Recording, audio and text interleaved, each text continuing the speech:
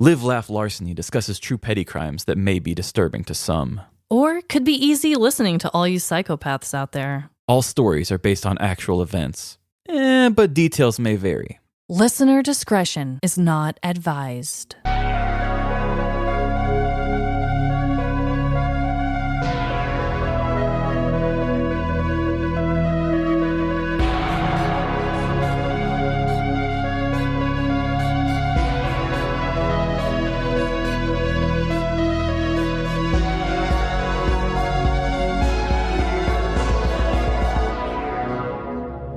Live, Laugh. Larceny. Welcome to Live, Laugh, Larceny, the show Freddy Krueger has nightmares about. This is Trevin. I tried really hard not to laugh. And I'm Amanda. Yeah, before we started, I told Amanda, I said something about her laughing, and it's like, oh, how cocky of me to assume that you would laugh. Yeah, he just assumes that I laugh at everything he says, everybody. But, I mean, let's get real. I do. So. Yeah, but judging that last review, we got, I'm not funny. Oh my God. Neither am I. No. Oh my God. So Trevin, this is our first episode with our brand new podcast name. Yeah, it's pretty exciting. I gotta say, a little hard on me to remember to say that in the intro, but we'll get used to it as we go along. Yes. So like we've said, it is the same show, just a new name. Live, Laugh, Larceny, here we come. Yeah, boy. So on to the dreadful dilemmas, Trevin. What do you have for us this week? So my dreadful dilemma has to do with my laser lipo that I've been doing. Okay. Yeah, how's it going? It's going all right. You know, I love the staff of this place. You know, I guess this could be a kind of a dreadful dilemma too. So let me just do a little combo here. Okay. I love the place. I love the people. I feel like I've made friends with a couple of them. And I kind of don't want to stop going, but it's also going to drain my bank account if I continue going.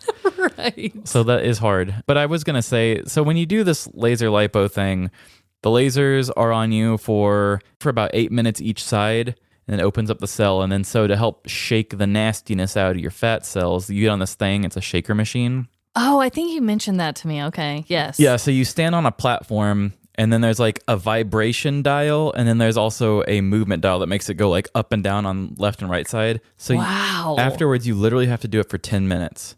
And the first time was hard, but now I'm used to it. The 10 minutes goes by pretty quick because you just like... Blah, blah, blah, blah. And you're standing? You're standing. Oh my God. And so okay. you're standing with your legs spread apart, and then you're holding on to these two like handles. Oh, okay. Good. I'm glad there's handles. That sounds like a lawsuit waiting to happen. Yeah, they say if you have vertigo, don't do it. Oh, okay. You're put in front of a TV, and they've always got HGTV playing. And my mom used to love HGTV back in the 90s. And now I'm kind of into it. Yeah. Like the shaker on the right side is always playing Tiny House Nation, and the shaker on the left side is always playing This Old House.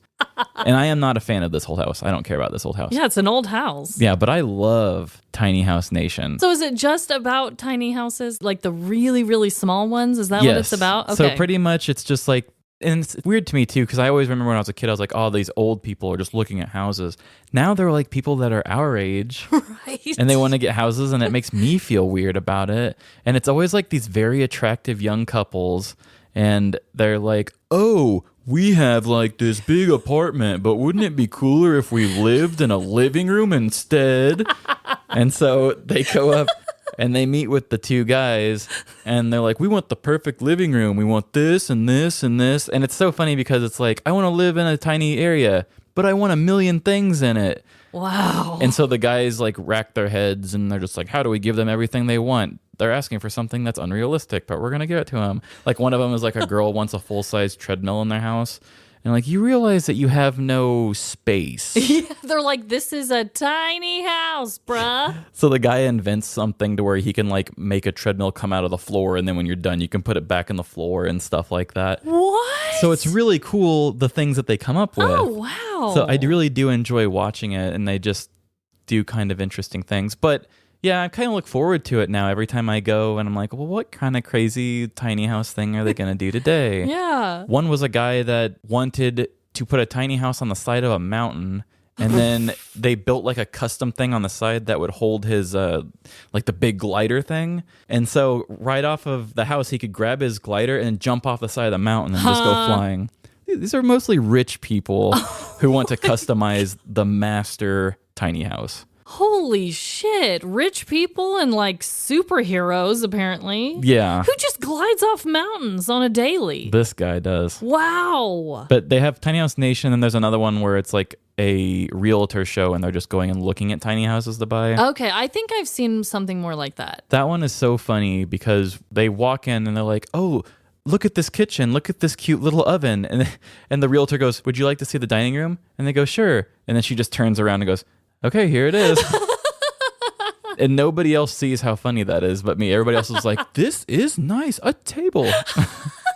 But I do enjoy watching it. So is that your dreadful dilemma? You're going to miss watching it while you're on the shaker? Well, I feel weird liking you feel it weird because about liking it. as a kid, I was so adamantly against it. Because my mom would say, let's watch house fixing stuff. And I'd say, this is so stupid. You live in a house. I don't care. You'll never afford that old house. Right.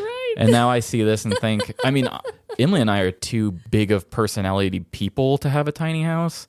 I mean, my recording space alone is probably the size of a lot of these tiny houses. Oh, there is no way in hell I could be in a tiny house with my crew. Oh, no. Oh, no. Oh, and I watched one with kids recently, and I thought that was so stupid. It's like, you guys are going to hate each other. Oh, my God. I would never survive that. No, we need our space, and that's okay. If you haven't already, you should watch, I think it's called Treehouse Masters or something about tree houses. It's kind of the same thing. There's always like a challenge to it or like a weird request, but it is so freaking badass. And oh my God, I want a luxury treehouse if I'm ever rich one day. Yeah, one of the people had a tiny house that was just a summer house outside of their regular home, and they said there's no electronics that are allowed to be in it, only board games, and we'll bring the kids here on the weekends to get away from electronics in our life. They made it designed to look like a log cabin. Oh. Rich people. Yeah. Faux show. Okay, I get you and I feel you. Sometimes we end up liking the things our parents loved when we were kids, and we're like, what the hell? It's full circle now. Yeah, and it feels so wrong. So my dreadful dilemma actually started out as something quite lovely. Actually, the day we're recording this, yesterday, I went out to Trevin's family's farm. And his lovely girlfriend, Emily, had a cookie decorating class out there. And so, Trevin, I told you I was going to kind of wait to talk about my experience out there a little bit because I wanted to talk about it on the show. So I met your family's pig. And I fed him an apple. Oh, yes. And that was really adorable and cute. And he licked my hand. And I think we had a connection, even though he was covered in mud. Also, your mom took Lila and I out into the field where the cows were. And we actually walked inside the fence with them. We couldn't get super, super close because, you just never know what a cow's going to do. But I loved them and I saw some babies and I saw two cows fighting each other. They weren't even bulls. It was like two cows. Oh, just kind of and they were rubbing their heads slamming on each their other. heads together. And I was like, whoa, this is crazy. In the winter, when you bring out the hay, that'll happen a lot. Wow. Okay. just so excited. Yeah, I was like, this is like a show. Another cow tried to mount another cow, but luckily nothing happened because Lila would have been like, Mommy, what's happening? And that would have been a little cringy. But anyway, long story short, loved the farm. Your mom is so sweet. And I had a blast at your girlfriend's cookie decorating class. Everyone go and follow her. Design Cat Cookies, little side note. But my dreadful dilemma, Trevin, is that I am a horrible cookie decorator. Oh, I thought this was going to have something to do with my parents' house or something. Oh my God, no. Your parents were beyond brilliant hosts. No. So obviously, Emily's a professional. Her cookies are going to look better than me, and I respect that and accept that. But when everyone else at the table, including my mother, who is an accountant who claims not to have any creativity in her bones at all, when everyone's better than me, it's really just a kick to the confidence. Yeah. I hate being the worst out of the group at something. Yeah. Even if it's something I don't care about. And I brought both my kids. So there was times where I was juggling the kids and trying to decorate. And I'll give myself that. But I think even if I didn't have that, I just don't have the patience for it. And I would consider myself an artistic and creative person. But wow, this is just one thing that's just not my strong suit. Yeah, I haven't really put too much work into it, but I do find the medium of cookie decorating to be difficult. Yeah, it's really difficult in my opinion. Like mad props to your lady because wow.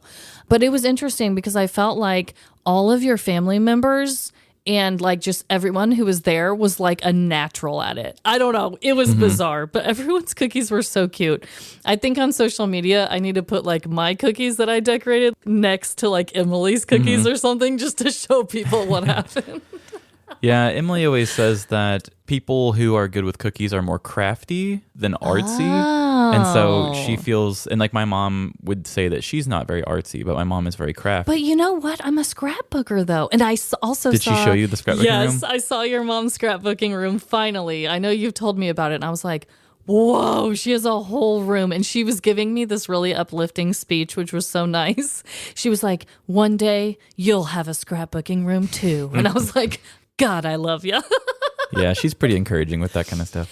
But yeah, so that's my dreadful dilemma. I mean, you know, it's okay. I'll accept that I'll never be a cookie artist. That's okay. But at least they still taste good. Yeah, it tasted amazing. And that's all that counts, I guess. So we're going to do a game of Would You Rather this week. Would you rather?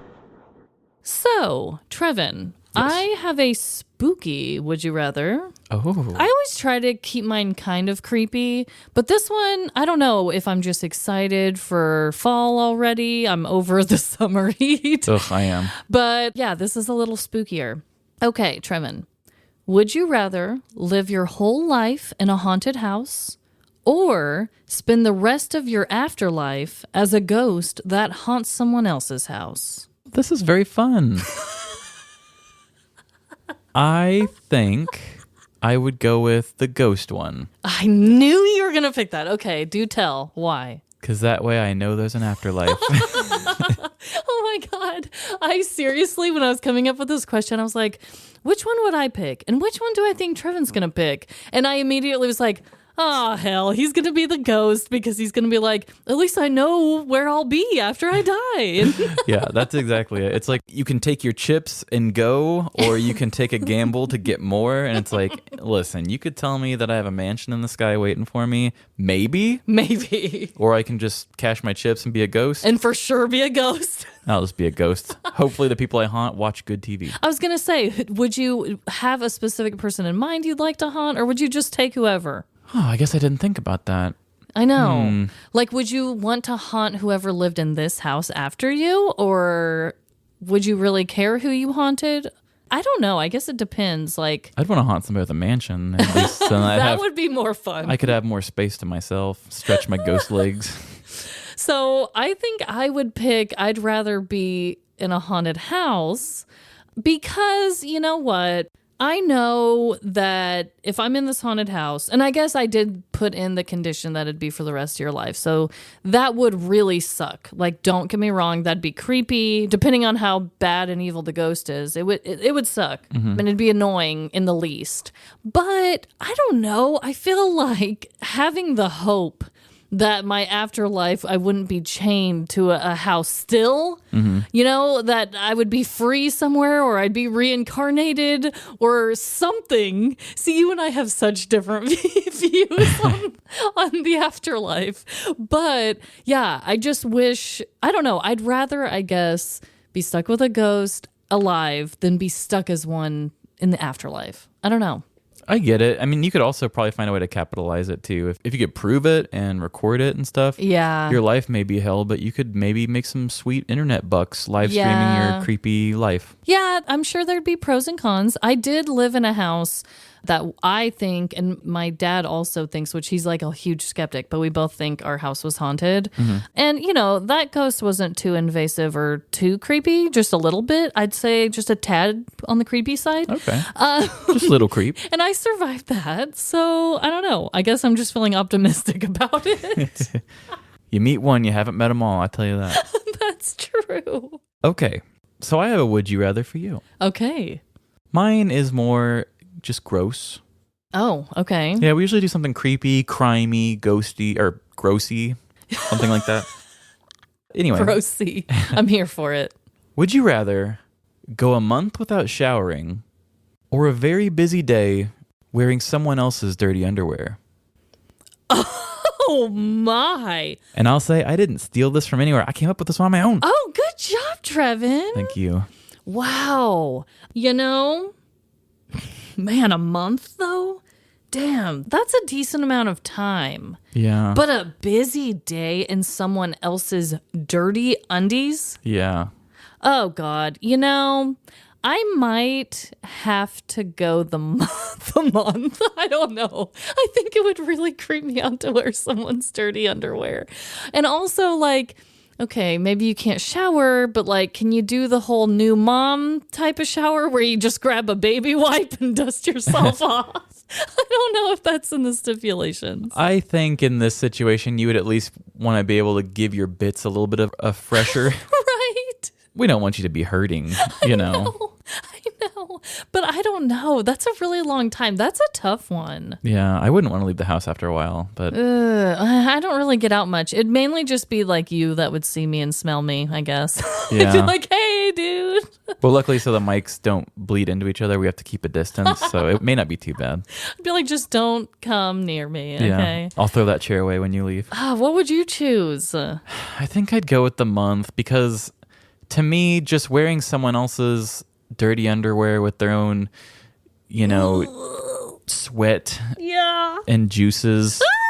I feel like I wouldn't even know my own parts anymore. Right. Like every single movement I made would be like I would feel it in a weird way. Oh, Trevin. Oh, God. Yeah, and the way you threw in the busy day of it all, I don't know how that made it like a million times worse to me. Mm-hmm. But I'm just picturing like walking through the grocery store and going here and driving there. So like all day you're sitting in it, your butt cheeks are rubbing together in it. Yep. You're doing all these things. It's like, oh, you just had to throw that in there, didn't you? Yeah, I was just going to say wear someone else's dirty underwear, but I was thinking if it was me, I would just like lay on the couch and try not to move that much and it wouldn't feel as bad. But it's like, no, we want you to create your own aroma so it can mix with someone else's and then you just stew in it. That's horrific. Oh, those were really hard ones today because I still don't know if I made the right choice on either one, you know? Yeah. Which I think that's a sign of a good would you rather. I think so too. So now it is story time. It is. And it is your day to go first. Okay. My story is from the news, which, you know, I love these news stories. They just keep coming. They never stop. Yeah, and this one was fairly recent, which was cool. And it really made me rethink petty criminals as a whole. Whoa, that's like what your whole life is based around now. Right, exactly. So that is a game changer. But we'll talk about it more afterwards. Mm-hmm. Maybe my life will be changed. I hope so, Trevin. Here we go. One question we are constantly asking on our show is why? We write stories about illegal acts from wild news headlines, but are often left to our own imagination when it comes to the criminal's motive. Why would they do this? Only rarely will someone completely and honestly admit to the reasoning behind their bizarre behavior. Honesty is the best policy. Today's criminals use a ton of excuses to explain away the pettiest of crimes. The eccentric plead insanity. The hungry blame their tummies. And the brave shamelessly confess, saying, they had it coming. Although there is another excuse that is much less common or believable. One that only the most naive of people can come to understand. And that, dear listeners, is innocence. The preposterous crime I'll be sharing today is sure to leave you stunned. But I challenge you to keep an open mind and to ask yourself this question. Is it possible to commit a petty crime with honorable intentions? How could this be? Jin Wan Chin was an average young man with a simple and ordinary life. Like a cartoon character, he would look inside his closet each morning, only to pick out one of the many identical t-shirts. The workers at McDonald's knew Jinwon by name and memorized his signature breakfast order by heart. Hey, it's the McMuffin guy. He was a creature of habit and reliable to a fault. The only interest of his that stood out to others was his insatiable desire for sweets. No matter how many cookies, candy, and ice cream Jinwon had, there was always room in his standard-sized stomach for more. When it was time for Jinwon to find himself a job, he dreamed small and kept his goals reasonable. There was no need for a flashy life or big achievements in his opinion. This mindset is what led him to become a bus driver for Go-Go Sun Tour in Connecticut. It was a pretty straightforward gig. All he had to do was drive passengers to and from the Mohegan Sun Casino. Plus, he only needed one hand to drive, while the other could be holding a delicious, sweet treat. Jinwon went on with his bus driving profession for 10 long years. His days of bland t-shirts, predictable McDonald's, and noisy bus rides blurred together. There was one aspect of Jinwon's life, however, that continued to surprise and excite him: his daily sugary snack. He figured that this was how his life would continue on. That is, until March 13th of 2022. It was a normal workday for Jinwon as he drove the tour bus to and from the casino. Eventually, it was his lunch break, which meant one thing: snack time. He began to salivate as he daydreamed of treats that would satisfy his sweet tooth. He pulled up to a new market in the area and wandered inside. It was an odd shop with a strong smell, but Jinwon could overlook that as long as they had candy. To his delight, he spotted a candy aisle of sorts, filled with bags of gummy snacks. Oh boy! He didn't recognize any of the brands, but was always excited to try new treats. He grabbed a brightly colored bag of gummy candies, paid, and got back in the large bus to pick up new passengers. As the new group of passengers leaving the casino stepped inside the bus, Jinwon opened his fresh bag of candy. The passengers were a wide range of individuals. There were greedy grannies, a chain smoker with a gambling problem, a bachelorette party, and a couple arguing about losing all of their money. Where's the last place you left it? I don't remember. In total, there were 38 people on board, and were quite the rowdy crowd for the middle of the afternoon. But this didn't stop Jinwon from cherishing each and every gummy candy he chewed in his mouth.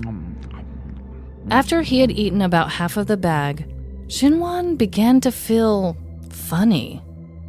His eyes began to droop. His head felt like a hot air balloon, and his arms felt as heavy as a weighted blanket.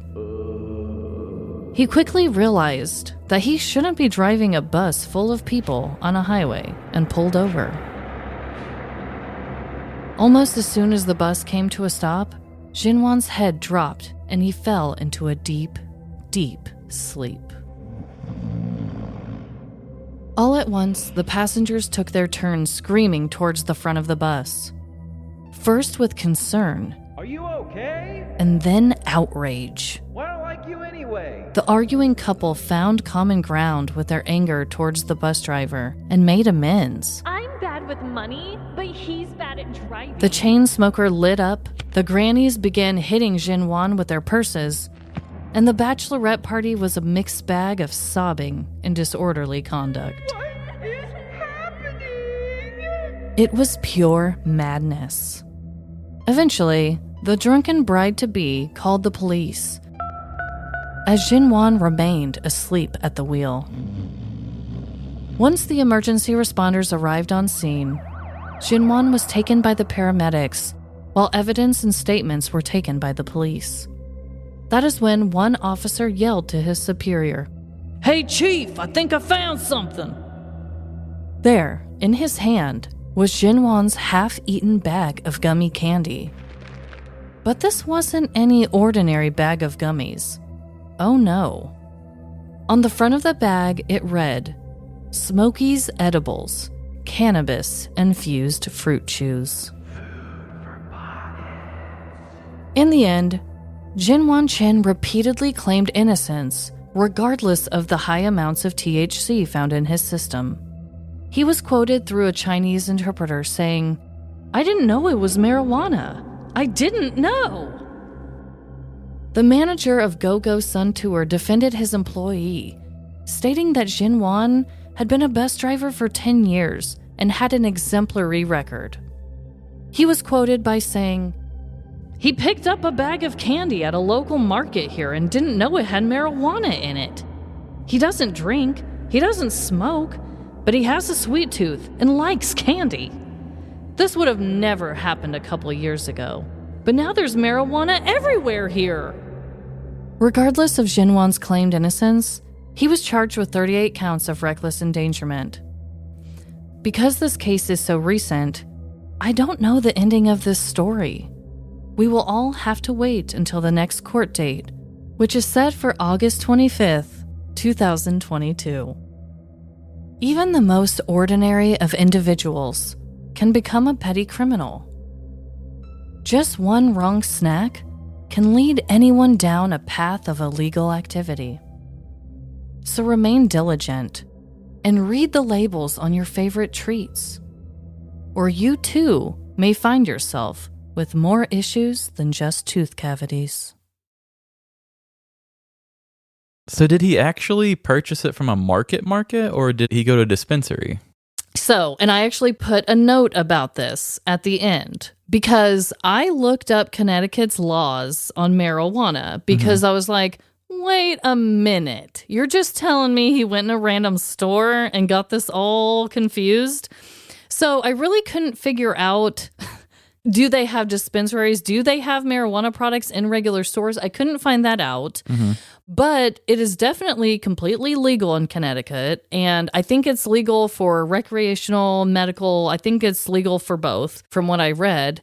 But every news article just said, he says that he went into a local market. They never gave the store's name. And I looked up like 15 different news articles on this thing. But every article said he walked into a market. He insists that he doesn't ever do drugs or do anything bad and just accidentally grabbed them, which I don't know. I feel like that might be kind of hard to believe. But also, I looked at a picture of the bags of the gummies, and it isn't super noticeable. Yeah, it's kind of in the name, like Smokies or whatever. But I feel like you'd have to look really closely to really notice that it said the THC infused or whatever.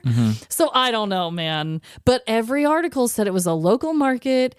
And of course, this is what Jinwan says. So you have to take that with a grain of salt too. But hearing from his employer that he's like defending him, and that's a pretty bad thing to be caught with. I don't know. You'd be kind of dumb to just eat a bunch of it when you're about to drive a bunch of people. Yeah. And everyone that they quoted was like, he has a sweet tooth. He has a sweet tooth. Like, he loves candy. And so that's why I made that such a big deal in the story. And obviously, I don't know who was on his bus at the time. So I had some fun with that part. But everything else about the whole crime, you know, where it was, how it happened, that's what it said in the articles. So I don't know if any of our listeners are from Connecticut. Can you like tell me if this is even a possibility? Because I know here in Missouri, for instance, it's only legalized for medical use. So you have to go to a dispensary. But I feel like even in places like Colorado, you can't just go into a grocery store and get THC infused gummies, right? I think you still have to have a card, right? Yeah. So I don't know, guys. I don't know. In my opinion, if he was going to make it up, he would have just said someone gave it to him or something. But he said he went into a market. I don't know. That's why in my story. Yeah, you made it sound kind of like vague and mysterious. Like, yeah, what a like he weird walked store. into a new market and it had a strong smell. Because I'm like, dude, you somehow went into a dispensary, right? I don't know. But I believe in my heart that Xinwan is innocent. I do too, because you also said that he had to have a translator, Yeah. right? Which makes me yep. feel like English is his second language. They did say that. the nuance and the fun pun of Smokies probably isn't something that he would pick up on when he's just trying to get the bare minimum of understanding things. He sees something that's like candy. I know. I'll take it. I know. And it's like a really fun bag that just looks like a candy. So I don't know. I think he's innocent for multiple reasons. His boss is vouching for him when that's like a pretty bad thing. Everyone said he loves candy. Yeah, English is a second language. And like you said, who's going to down a bag of edibles while they're driving? Unless they're just, a very wild and out there person. But every account of him that I heard, and I obviously don't know him personally, was saying like, no, he's a very great employee. He does everything by the book. So I don't know. I think justice for Xinwan. Yeah, for real. If you had any bit of experience with edibles or anything like that, you wouldn't just like, I'll eat a bunch and just see how this goes. Like, I know. I was like, oh God, poor guy. And also I must add too, absolutely no one was hurt during this whole entire thing. He clearly noticed like, oh, I'm feeling a little weird. I'm going to pull the bus over too. That's another reason why I'm like, he wasn't trying to hurt anybody. He was just trying to eat his candy. The mystery with me, just as it is for you, is how did he get his hands on it? That's what I want to know. I want to know everything about the store. And I want to see surveillance of him buying it. I want to see receipts. I know. And I tried to do my research. I know on a couple of the articles that I read, there were like comments made from people. And one person was like, oh, in Canada, we have our stuff marked very clearly when there's THC in it. And I'm like, so is that a thing in Canada too, where it can be a mishap? Yeah. I need some clarification because like I said, where we live, you definitely can't just get it anywhere. It's a very specific store. Yeah. So send us your feedback if you guys live anywhere where it's not the case, because I just need to know. And send us your edibles. Send us your edibles, please, and thank you. We will not down a bag while driving. No, maybe while podcasting. I really want some candy now. Thanks a lot. I was just grocery shopping before we started this recording, and I was passing the gummies, and I was like, oh, some sour bright worms sound so good right now. Oh, my God. I saw the Fruit Loop flavored gummies, Oh. and I think those suck. Oh, I'm not a big really? fan. No, but I would take one right now. Oh, I would take one. I'm like, damn, that actually sounds good. I know you were asking me too, because during my pregnancy with Winnie, I was really craving sweets. And you're like, I wonder if that's going to stick with you. Yeah, pretty sure it is, because last night I woke up and I fed Winnie. And then as everyone was sleeping, I went and ate a cookie. I've never done anything like this. I think it's a dangerous road that I'm on. Someone help me. Well, I am not good help with this. Oh, anyway. So do you have a story for me, Trevin? I do, in fact, have a story for you. Okay. And it has to do with the art of competition Ooh. and watching the throne. Oh. You know what I mean? Okay, kinda. Little Kanye Jay-Z talk right there. Oh, I am here for this. So sometimes you just got to maintain being the king. I agree. We'll get into this and talk about it afterwards. And here we go. Oh, that feeling of being a winner. There's really nothing quite like it.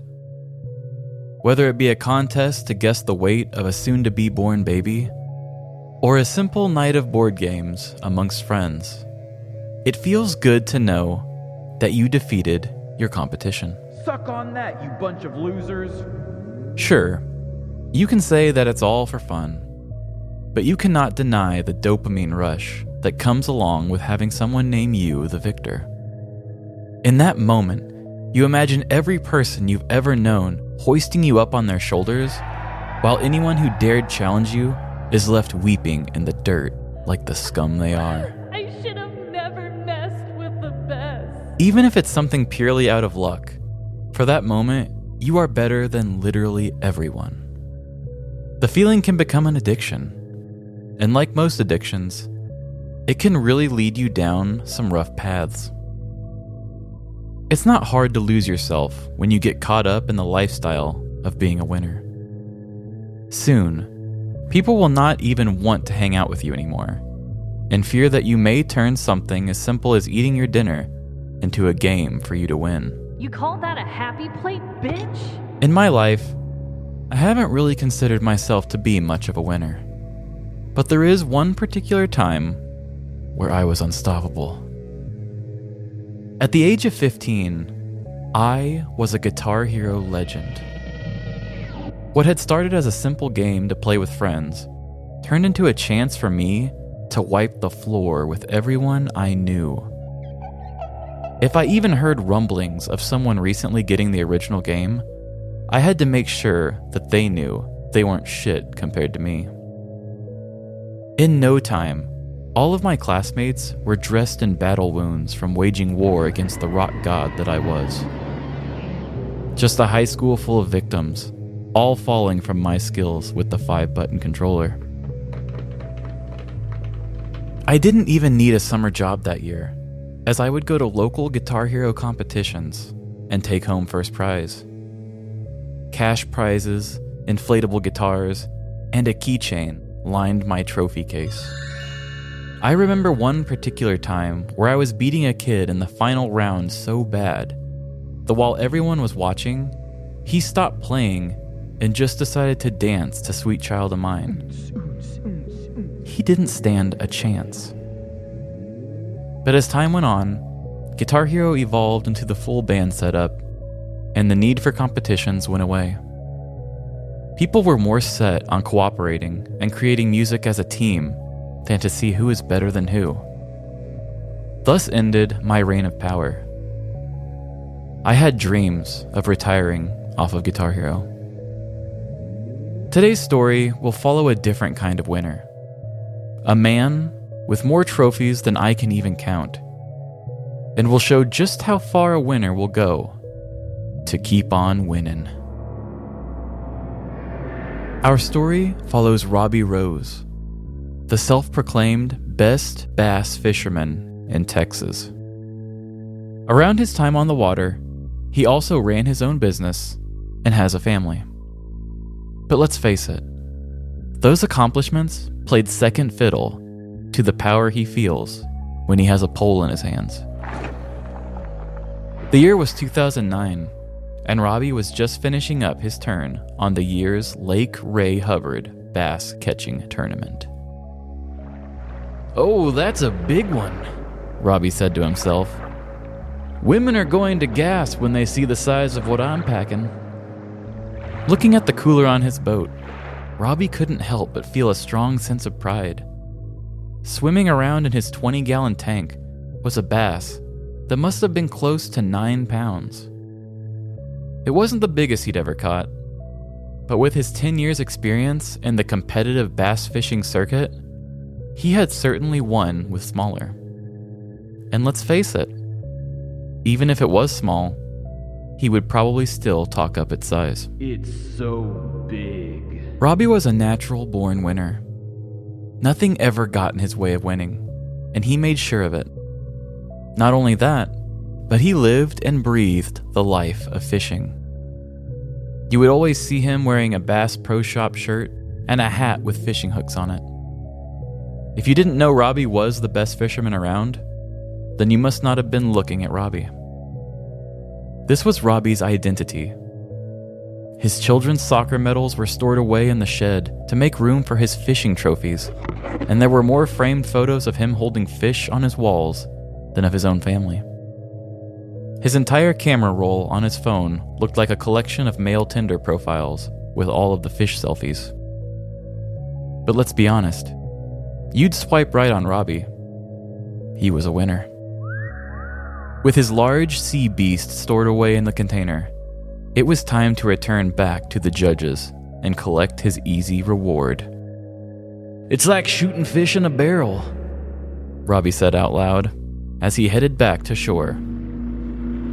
This was going to be a particularly good win for Robbie, as this year's grand prize was a $55,000 bass boat. Tying his boat to the dock, he decided to scope out the competition. It was always part of his ritual. He liked to save the best for last and give the little fisherman some hope. He greeted One-Eyed Larry, Hey there. high-fived Pirate Pete, and even asked his friend Sad Steven what he caught. Just crabs. This was Robbie's stomping ground. In this world, people looked up to him, and it was impossible for him to take a step without turning it into a strut. Robbie was the boss. Arr, when are you going to be gracing us with your catch of the day, Robbie Rose? Asked Pirate Pete. In due time, my swashbuckling friend, Robbie said. I just gotta let the little people feel like they have a chance. The two shared a good laugh together, until it was quickly interrupted by a large knock against the dock. Down the dock a ways was Marty Marigold, Robbie's arch nemesis. Ah, it's fucking Marty, Robbie said. Yar, but he seems to have a bit of a pep in his step, pointed out Pete. The two watched as the man quickly tied up his boat and skipped his way past them towards the judges. Soon after, a small crowd of people came walking, with Marty at the lead. The group of onlookers circled Marty's boat as they gasped in amazement. Well, that must be 10 pounds, one observer shouted. Robbie's heart sunk deep into his colon. It was as if his entire world stopped turning. He was all alone. Could this be true? Could someone else have had bigger than him?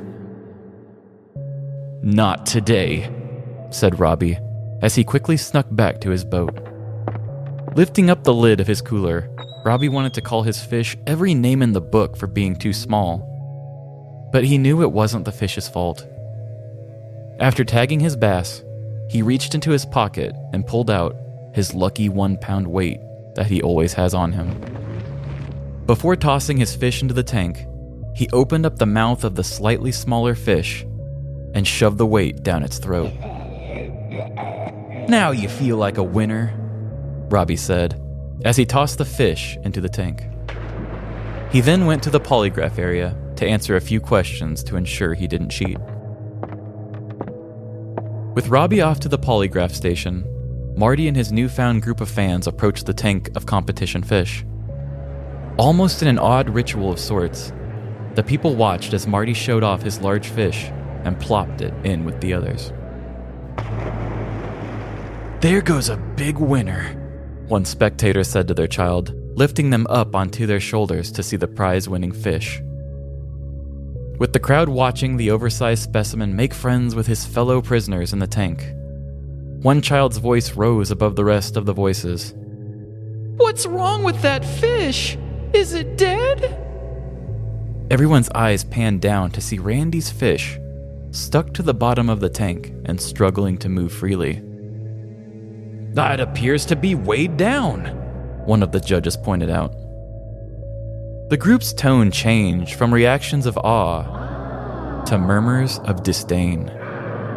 One of the judges fished out the poor creature and evaluated it. Why, this fish belongs to Robbie Rose. The crowd gasped in horror. Did their hero catch a sick fish?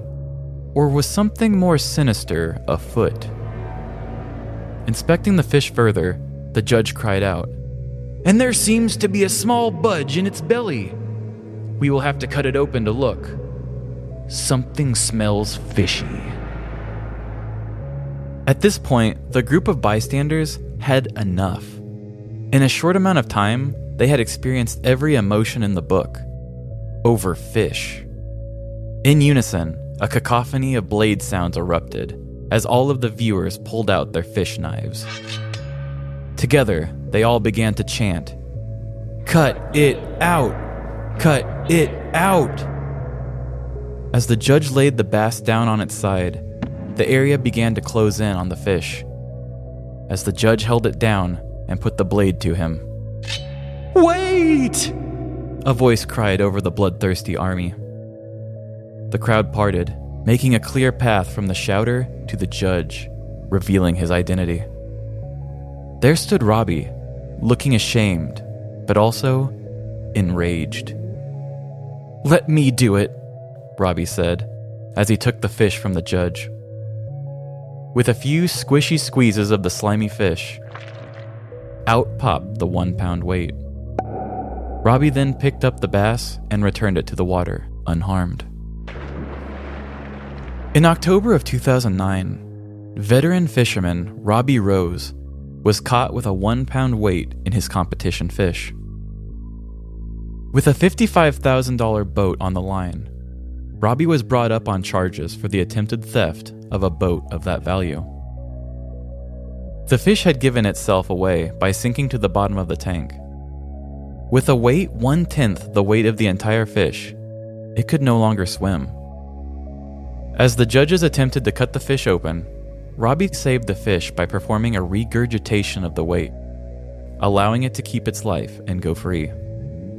This, however, caused Robbie to confess to his ruse. When questioned, Robbie stated that he did not cheat to win the prize. Rather, he wanted to embarrass the sport of competitive fishing. According to Robbie, he had been polygraphed a countless amount of times throughout his 10-year career as a competitive fisherman, including 4 times in 2009 alone. "It was a right cross to their jaw. I wanted to embarrass the sport," Robbie said. In other reports, Robbie had stated that this was going to be his last competition, as it had stopped being fun. He was quoted in saying that rules were changing, requiring every fisherman to have a spectator in the boat with them to ensure they don't cheat. This has now caused competitors and judges of previous contests to question the legitimacy of Robbie's other wins.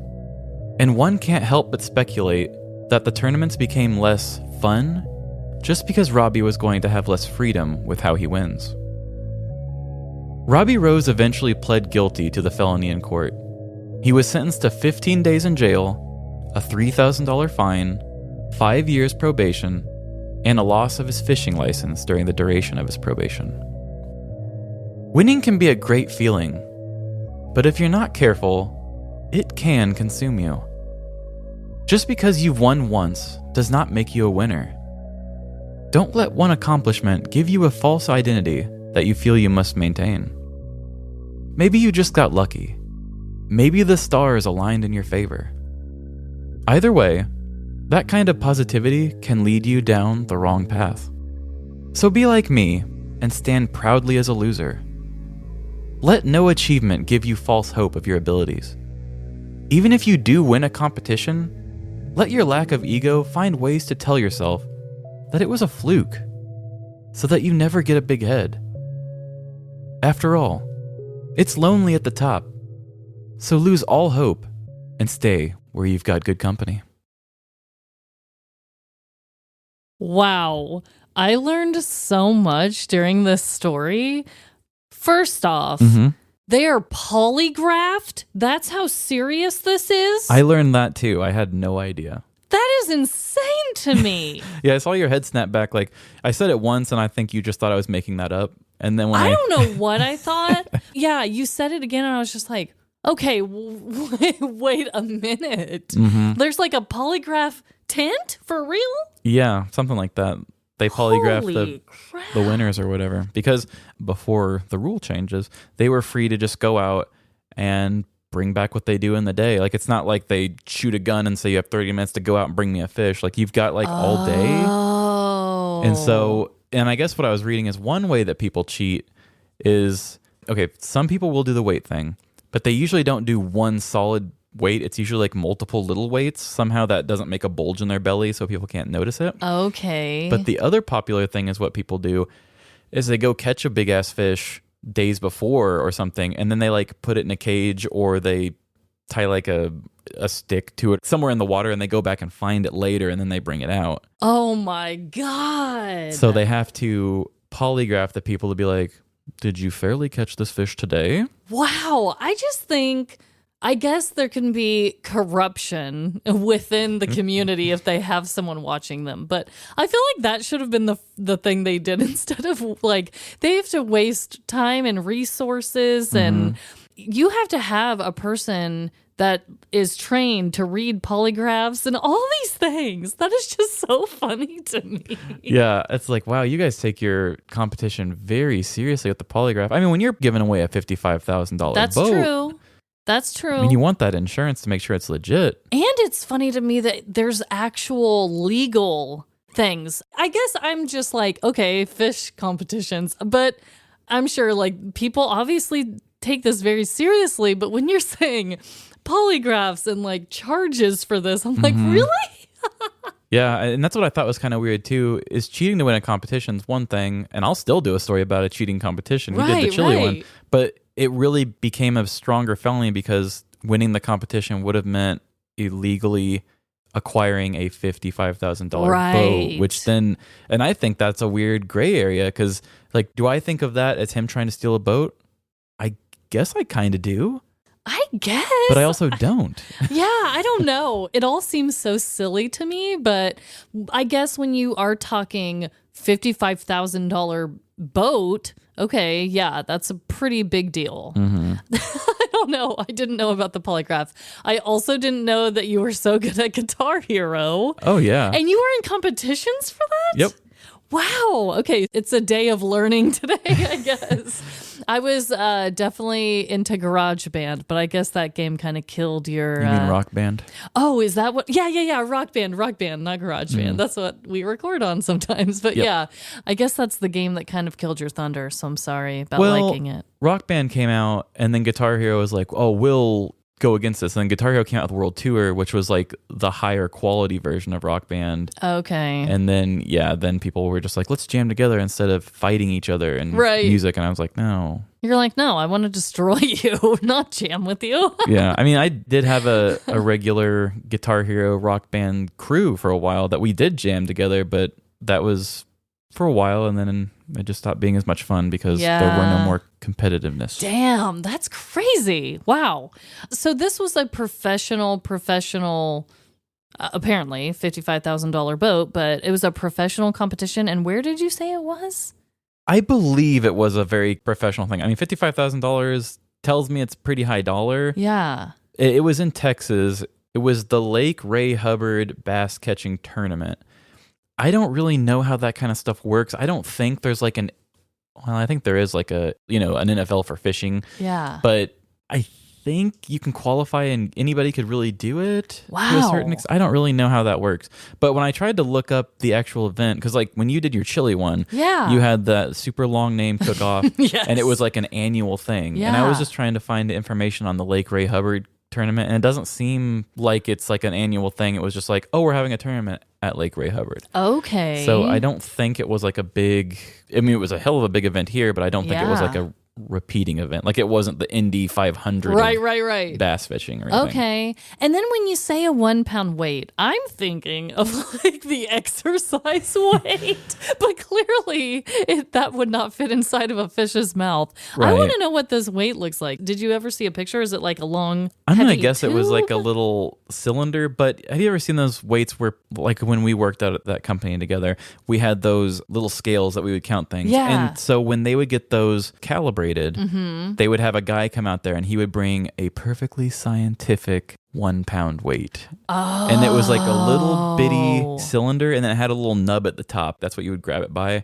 And so he would have it in a container, almost like when you see drill bits together, except it's just like little weights going up in size. So that's probably what it was. Probably. I think I remember in one of the articles he said that he always has a 1 pound weight for something. And I forgot what use he said he had it for.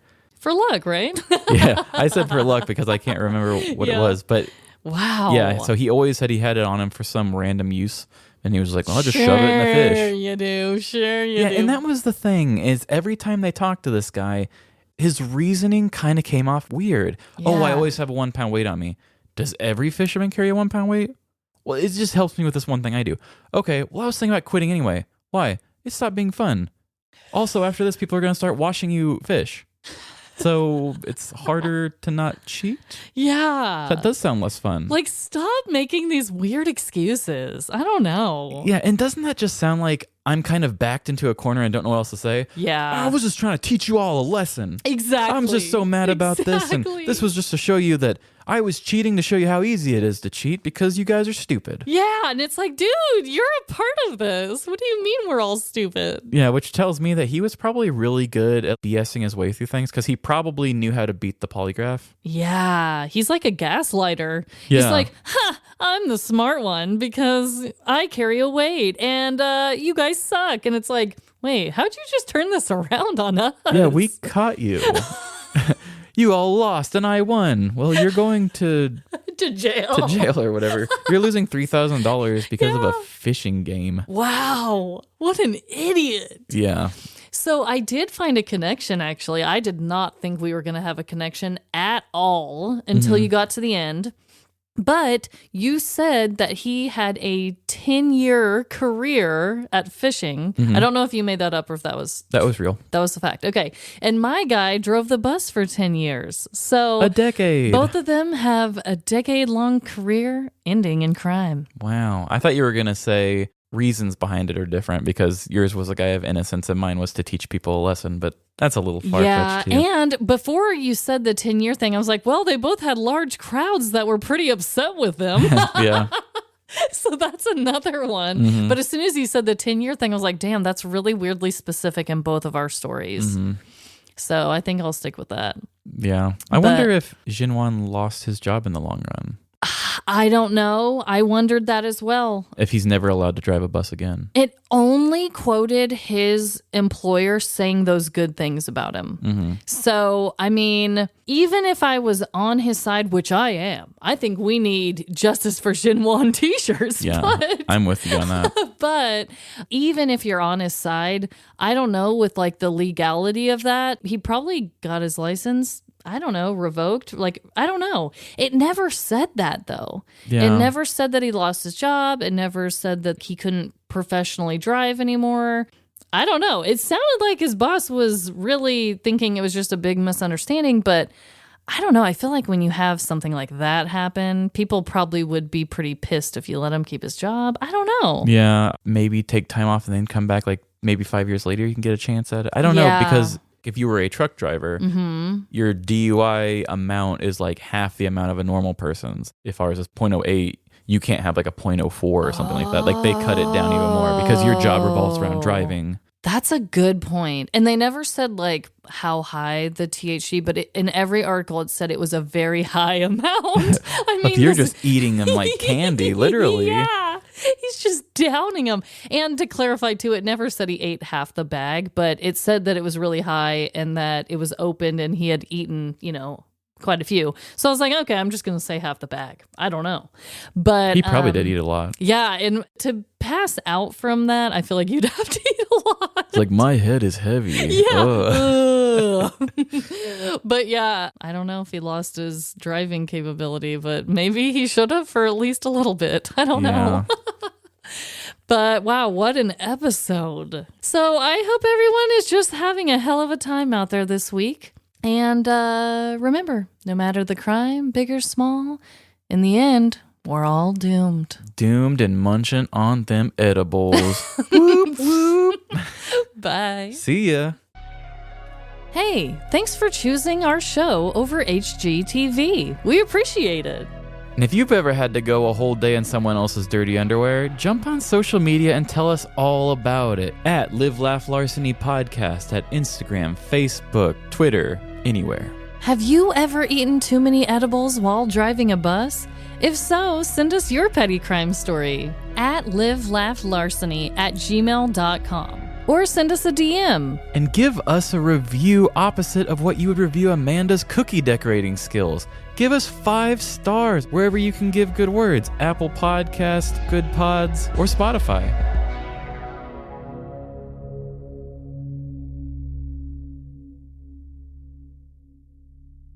Which is set for August 25th of 2020. Oh my God. What? When is it? My God. Okay. Which is set for August 25th. Yeah, I could hear the hesitation on that. Why? Why do I hesitate? This is so stupid.